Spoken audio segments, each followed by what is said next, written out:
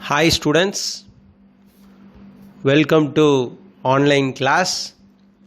In this video, we are going to discuss about chapter 14, classes and objects. Now we are going to see the next topic, creating objects. See, before creating the objects, before going to the topic, have you understood what is meant by class? And then what the class contains? Yes, the class contains two members, that is data members and member function. So whenever we define the class, we specify the class. Whenever we define the class or we specify the class is not complete, it is incomplete. Can you understand, students? See, a class specification just defines the properties of the class. Whenever we specify the class, whenever we declare or define the class, just we are specifying this class contains these properties. This class contains these properties. That's all. The class is not yet completed. Why? Because whenever we create an object, then only the class is fulfilled, the class is completed. The class can be accessed by somebody. The class members can be accessed. Otherwise, there is no use in creating the class. Can you understand, students? Whenever we declare or define or we specify the class, we are specifying only the properties of the class. We are not using the class. We are just not using the class, we have specified only. When the class can be completed, when the class is useful means whenever we are creating the object, then only the class is useful. So here you see, to make use of the class, the variables of the class data type have to be declared. So we want to create a variable of class data type. Why we are creating the variable of class data type? Because that particular variable is used to access the class members. That particular variable is used to access the class members. So we are declaring the variable is declared as per the class data type because we are going to access the members of the class. Can you understand, students? So to make use of the class, we want to create a variable. That variable should belong to class data type because we are going to access the class members, that is class data members and member functions. Can you understand, students? See here, the class variables are called object. The class variables are called object. So we are going to create the object. See, object can be otherwise called or also called as instance of the class.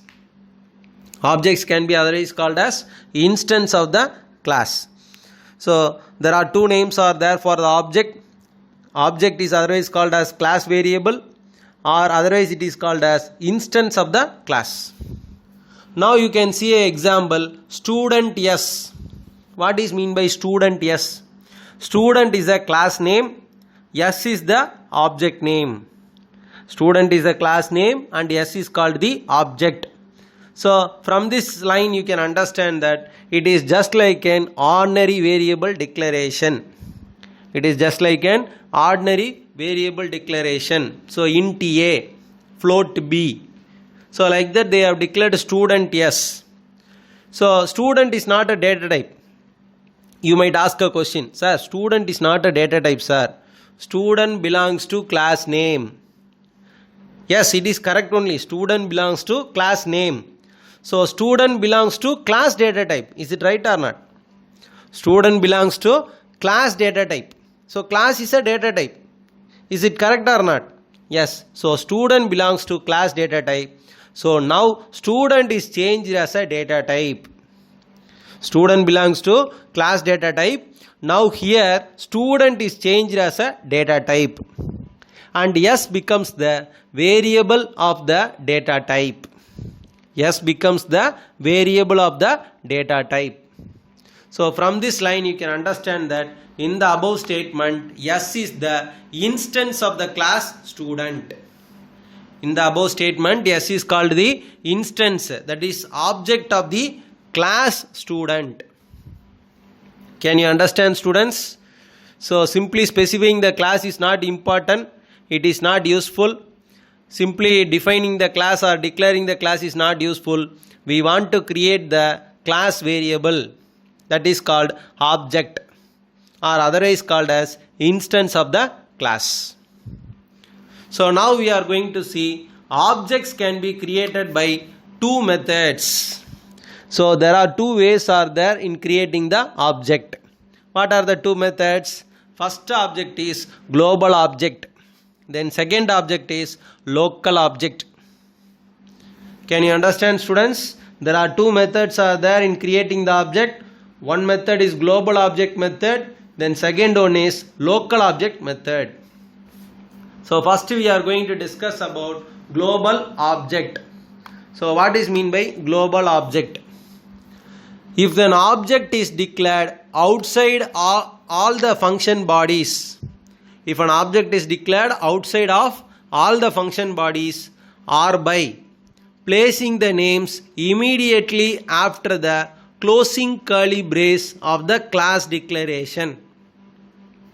In simple words, I can say, whenever you are terminating the class, whenever we are terminating the class, at that time, if you declare an object, then that is called global object. Can you understand, students? See here they are giving the explanation. If an object is declared outside all the function bodies, so you should not declare the object inside the function.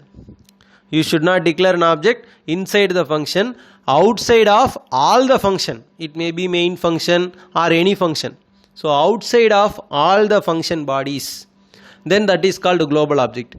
Or by placing their names immediately after the closing curly brace of the class declaration. What is the meaning? Whenever you are terminating the class, is it right or not? Closing curly brace of the class declaration. That means whenever we are terminating the class, at that time if you declare an object, then that object is called global object. Can you understand, students? So in simple terms I say, whenever you declare an object after the closing curly brace, after the closing curly brace of the class declaration, then that is called global object. Then that is called global object. Then global objects can be used by any function in the program. So that object can be used by any function. So any function can use that object because that is global object. Global means everywhere we can use. Can you understand, students? Right. Now we are going to see the next object, that is local object. So what is mean by local object? If an object is declared within a function, if an object is declared within a function, then that is called local object.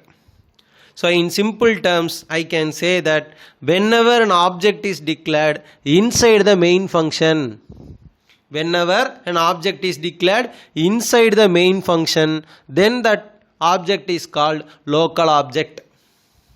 Can you understand, students? If an object is declared within a function, then that object is called local object. So it cannot be accessed from outside the function. So you can access only within the function. So that variable comes under function scope. That variable comes under function scope. So that's why that variable is not accessible outside the function. Can you understand, students? You might have studied in chapter 11.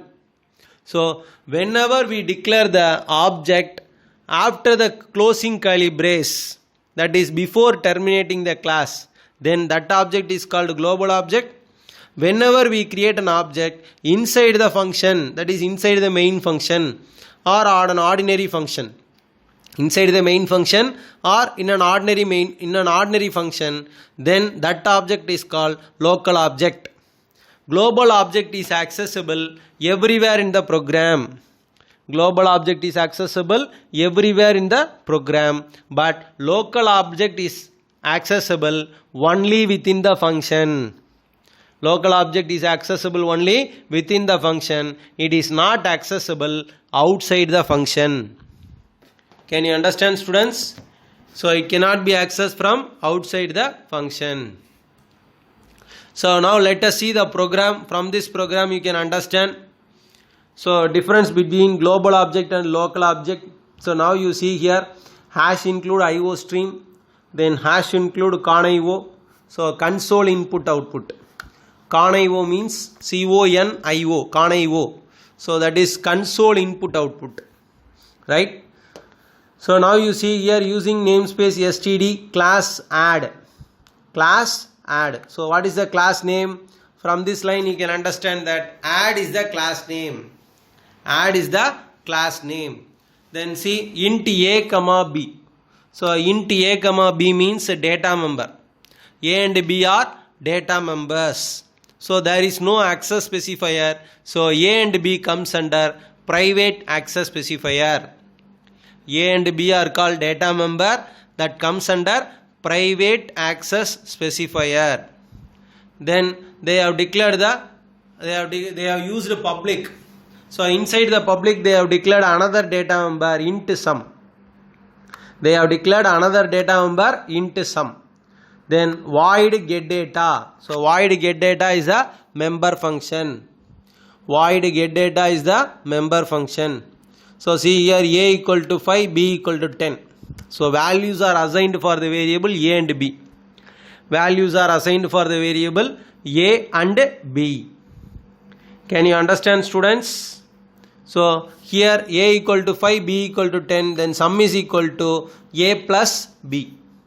Sum is equal to a plus b. So now you see here they have given the global object. They have declared the global object a1. So after the closing curly brace, that is before terminating the class, before terminating the class, they have declared the object a1. So object a1 is declared after the closing curly brace. So this object is global object.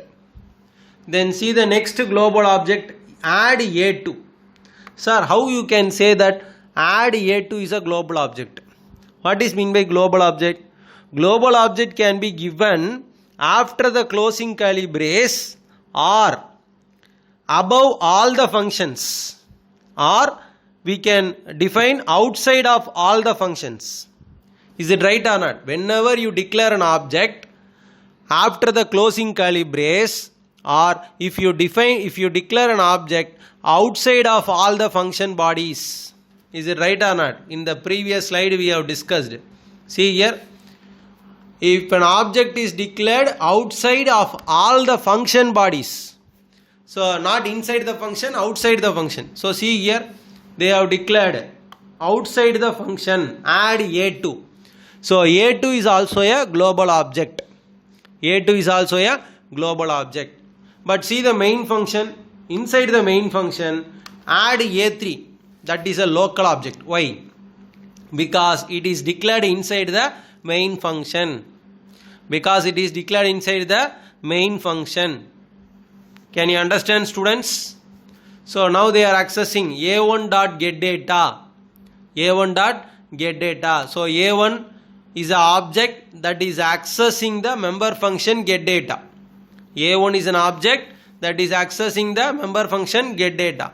Like that a2.getData, then a3.getData, and then cout a1.sum, then a2.sum, a3.sum. Object is accessing the data member. See, in the first three lines, object is accessing the member function. So member function can be accessed only by the object. Member functions and data members are accessed only by the object. So a1 dot get data, then a2 dot get data. So that dot is the member, dot is an operator. Dot is an operator. So object name should be given, then dot operator, then member function or data member. Member function or data member. So a1 dot get data, then a2 dot get data, then a3 dot get data. All the three objects are accessing the member function get data. Like that, next three lines, all the three objects are accessing the data member sum. All the three objects are accessing the data member sum. Same syntax. Object name, dot operator, data member. Object name, dot operator, and then data member. a1 dot sum, a2 dot sum, a3 dot sum. So all the output will be 15. Why? Because a value is 5, b value is 10. So when a and b is added, 5 plus 10, what will happen? 5 plus 10, it shows 15. 5 plus 10, it shows 15. So all the output is 15. All the three objects output is 15. Can you understand, students? So let us see practically. So I copied the program. Now I can show you in a practical manner. So click on the start menu, then Dev C++. So now we are going to control plus N. We are going to create a new file, and then control plus V. So no need to go for output. So delete the output. So I am going to leave the space. Many places the space is not left out in a correct manner. So leaving the space, after that we want to save the file. We want to save the file, control plus S. So we are going to create it as objects and its types. Object and its types is enough. Object and its types, that is a file name. Press enter key. After saving the file, press F11. So when I press F11, so it is showing error here, int space main. So int space main. So when I press F11, so some error it shows. So conio.h is missing here. So F11, when I press F11, now it shows the output. Now it shows the output as 15, 15, 15. Can you understand, students? So the output is printed on the screen. So all the output shows the same result. So you can change, if you have a mistake in your book, you change it here, conio.h. .h should be given there.